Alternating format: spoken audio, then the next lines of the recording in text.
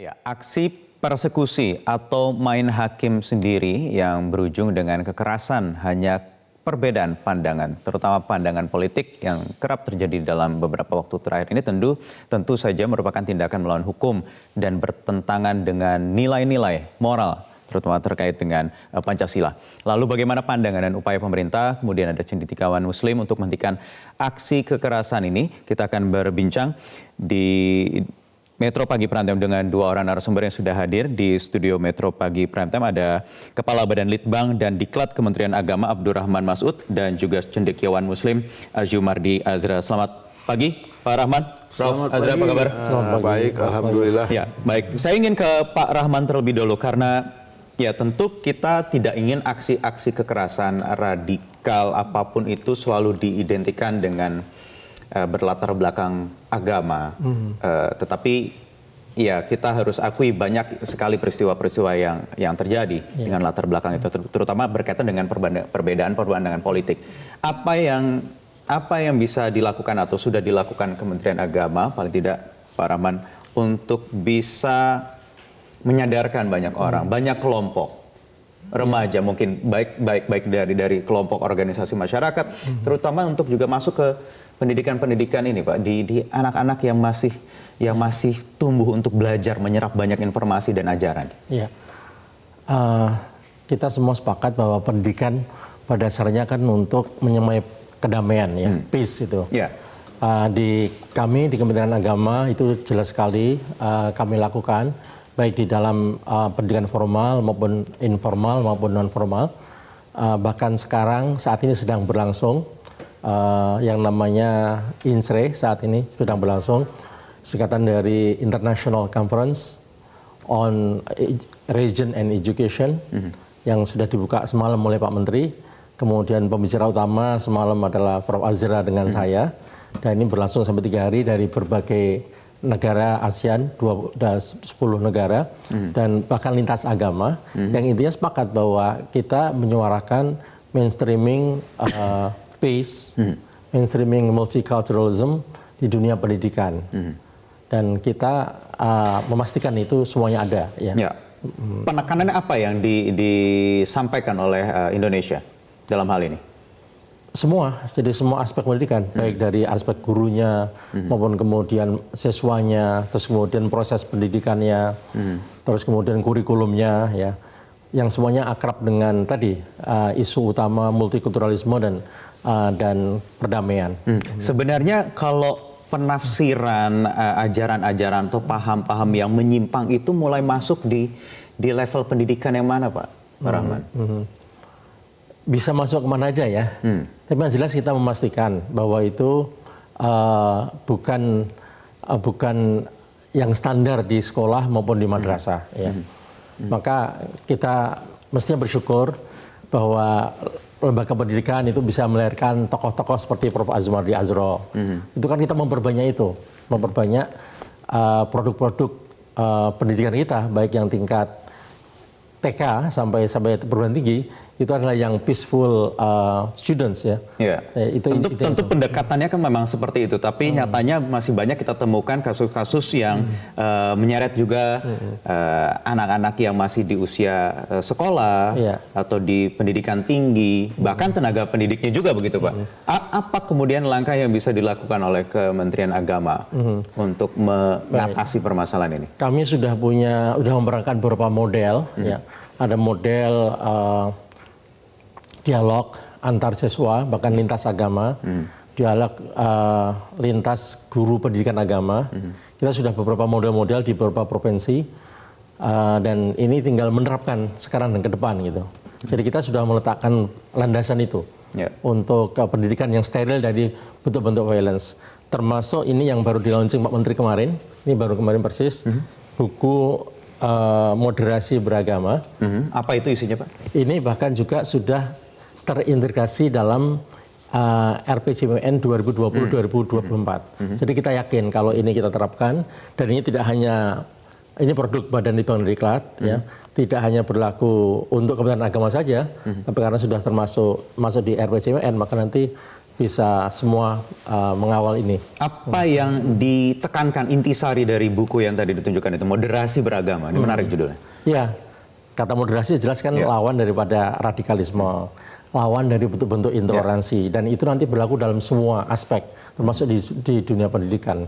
Jadi paling enggak kita sudah meletakkan landasan ini, dan 2019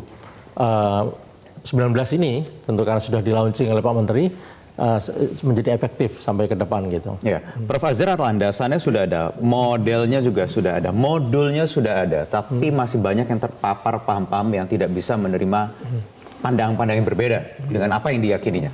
Kalau yang terkait dengan kasus Ninoy Karundeng ini, saya kira itu lebih terkait dengan mungkin kelompok tertentu, mungkin juga saya nggak tahu pasti dengan ormas tertentu, mungkin ya kan.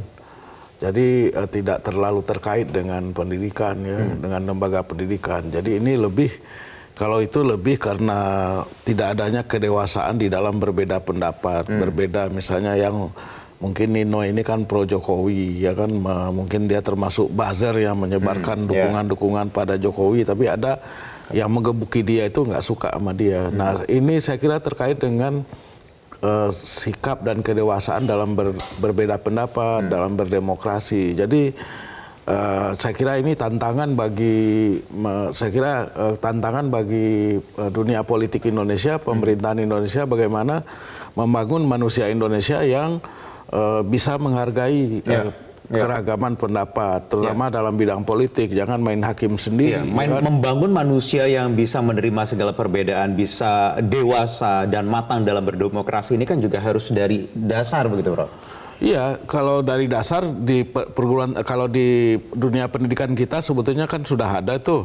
Ada dalam mata kuliah PKN, mata pelajaran modelnya PKN, sudah ada sebetulnya, tapi masih ya kan? masih saja bisa terpapar. Kalau dalam dunia pendidikan sendiri kan tidak terlepas dari situasi lingkungannya. Jadi kalau lingkungannya kacau, orang main hakim sendiri, berbeda. Akibatnya anak-anak didik kita, peserta didik kita juga akhirnya juga suka jadi tawuran. Hilang itu, tidak terserap apa yang diterima di jadi ada kesenjangan di antara apa yang diajarkan oleh guru. Misalnya gurunya mengajarkan perdamaian, menyelesaikan masalah secara baik, secara dialog. Tapi dalam masyarakat orang main hakim sendiri. Ada kelompok-kelompok main hakim sendiri. Nah oleh karena itulah saya kira kuncinya itu adalah pada penegakan hukum juga. Jadi begitu ada orang yang melakukan pelanggaran hukum, ya harus ditindak secara tegas gitu ya. Jadi kalau misalnya orang-orang itu memang terkait dengan kelompok ormas tertentu, maka kemudian ormasnya harus diberikan peringatan gitu. Nah, jadi jangan dibiarkan begitu saja, karena dia akan meruyak itu kemana-mana. Kalau misalnya polisi membiarkan atau tidak terlalu tegas, maka kemudian itu meruyak kemana-mana, berkembang kemana-mana. Jadi rusak masyarakat kita, bukan hanya dalam soal berbeda pendapat, asalnya politik, tapi juga nanti kemana-mana perginya. Seperti yang kita lihat di banyak masyarakat negara yang berpenduduk mayoritas Muslim, ya kan, di Timur Tengah itu kan sering terjadi perkelahian, kemudian perang saudara karena political violence. Gitu. Main hakim sendiri, dan kemudian aparat keamanan, kepolisian itu tidak mampu mencegah. Makanya kemudian terjadilah konflik yang berkepanjangan. Nah, kita tidak ingin Indonesia terjerumus ke dalam konflik seperti itu karena tindakan dari, katakanlah, segelintir orang. Kalau dalam kasus Ninoy Karundeng ini kan tadi disebutkan oleh polisi itu kan sekitar 12 yang 13 sudah. Itu cukup massal loh, cukup banyak itu 13 orang itu. Kalau pelakunya cuma 1-2 orang, mungkin tidak terlalu mengkhawatirkan. Tapi kalau misalnya sudah 13 orang, sudah belasan, apalagi puluhan, itu berbahaya sekali. Jadi oleh karena itulah saya kira polisi ya harus tegas dalam hal ini, ya menegakkan hukum. Harus sejernih apa penegak hukum ini bisa mengambil tindakan untuk mengatasi ya aksi-aksi kekerasan, penganiayaan, pelanggaran hukum ini yang dilatar belakangi dengan perbedaan politik, Prof? Ya sekali lagi kalau beda politik tuh wajar, biasa saja. Tapi yang jelas menurut ketentuan hukum kita, main hakim sendiri, memukuli orang, menggebuki orang, ya kan, mempersekusi orang, itu kan melanggar hukum.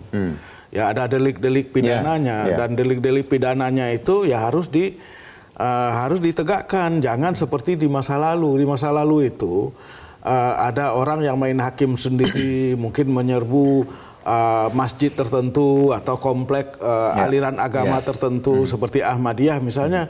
Tapi itu kemudian pemerintah, dalam hal ini kepolisian dan juga bahkan Kementerian Dalam Negeri yang bertugas membina ormas-ormas misalnya, itu tidak melakukan apa-apa.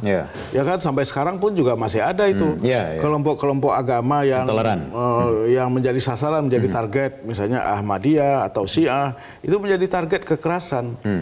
Syukur sudah berkurang jumlahnya pada semasa Presiden Jokowi ini berkurang, tapi ya masih ada juga gitu. Jadi oleh karena itulah saya kira ini harus dituntaskan. Jadi jangan sampai itu kemudian merajalela lagi. Orang boleh berbeda, misalnya yang satu Ahlus Sunnah wal Jamaah Sunni, ya kan, dia atas nama Sunni, ya kan.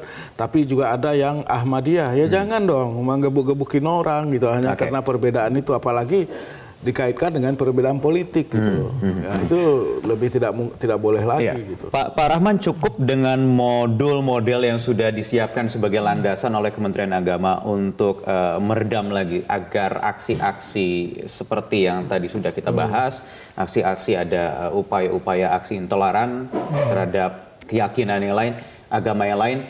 Cukup Pak dengan itu? Atau konkretnya secara utuh apa yang bisa dilakukan lagi oleh Kementerian Agama? Karena ini kan juga holistik, tidak hanya Kementerian Agama, tentunya banyak sektor lain juga. Kita sepakat dan itu menjadi tanggung jawab bersama kan, tanggung jawab sekolah, tanggung jawab policy maker, tanggung jawab masyarakat juga gitu ya, untuk memastikan bahwa tidak ada violence kan, jelas itu nggak ada hatred, kebencian ya. Itu pentingnya literasi, dan inilah pentingnya pendidikan sebenarnya. Pendidikan inilah yang sebenarnya bisa merubah itu. Ada peran itu Pak, karena literasi kita masih rendah. Salah satunya itu, yang dari 50 negara kita nomor 2 dari bawah itu ya. Maka ini juga pentingnya selain lembaga pendidikan, di kantor kami ada diklat.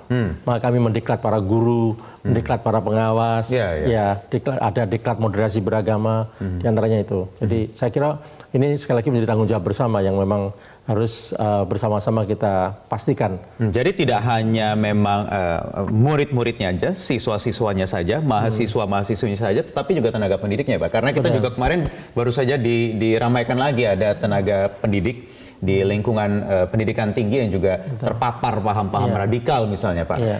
Kalau dari catatan Kementerian Agama, aksi-aksi intoleran itu memang benar sudah menurun Pak, seperti yang tadi dikatakan oleh Prof. Azra? Ya, itu kan kalau minjam istilah Prof. Azra kan isolated cases ya. Kasus-kasus yang terpisah dan memang selalu ada di mana-mana. Ada di lembaga pendidikan, terjadi di luar pendidikan, di masyarakat ya. Tapi potret umum Indonesia itu kan Indonesia yang ramah, Indonesia yang toleran, ya, yang santun, itu potret umum. Dan hasil survei kami juga seperti itu. Survei yang kualitatif maupun kuantitatif seperti itu. Itu kondisi masyarakat untuk kita sekarang, paling tidak untuk di masyarakat kita. Prof. Azra, kalau kita bicara soal siapa yang bertanggung jawab, tentu ada peran pemerintah yang begitu besar untuk bisa menyadarkan, memberikan pendidikan yang cukup, kesadaran bagi masyarakat dalam berdemokrasi, kalau konteksnya sekarang berdemokrasi. Tetapi apa langkah konkret yang paling bisa nyata-nyata bisa dilihat dalam waktu singkat? Kalau singkat ya tidak ada, itu satu-satunya itu penegakan hukum. Harus ada tindakan yang tegas terhadap orang main hakim sendiri yang melakukan persekusi. Jangan dikasih kelonggaran 1 inci pun, tapi tentu saja harus adil ya kan, dibawa ke pengadilan, ditangani oleh kepolisian. Tentu juga kita berpesan kalau mereka misalnya dipanggil oleh polisi, polisi juga harus menahan diri. Pertanyaannya kemudian kalau masuk langsung penindakan hukum, nanti di grassroots orang-orang yang punya kepentingan lain langsung menyerang kelompok tertentu juga. Ya, negara harus hadir, segala macam. Negara jangan menyerah. Ya memang ada kekhawatiran dulu, zaman-zaman dulu itu ada namanya Muslim backlash.